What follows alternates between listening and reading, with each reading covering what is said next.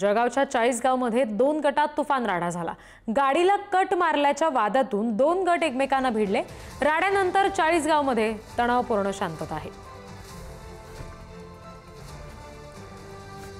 गाडीला कट मारल्याच्या वादातून 2 गट एकमेकांना भिडल्याची घटना जळगावमध्ये घडली।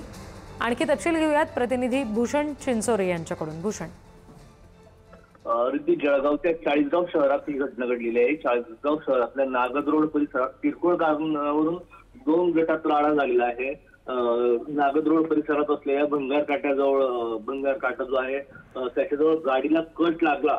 या किरकोळ कारणावरून एका व्यक्तीला बेदम मारहाण करण्यात आली। त्यानंतर 2 गट समोरासमोर आले आणि त्यांच्यामध्ये राडा झाला आणि वाहनांची देखील तोडफोड या जमावाकडून करण्यात आलेली आहे।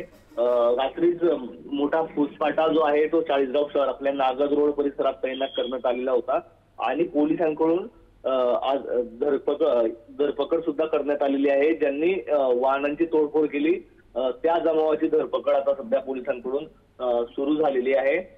सध्या परिसरात तणावपूर्ण शांतता आहे।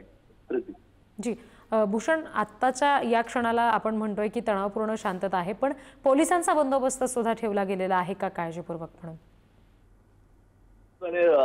दिवाळीचा सण तोंडावरती आहे। सणाला गालबोट लागू नये याची दक्षता जी आहे ती पोलिसांकडून घेतली जात आहे।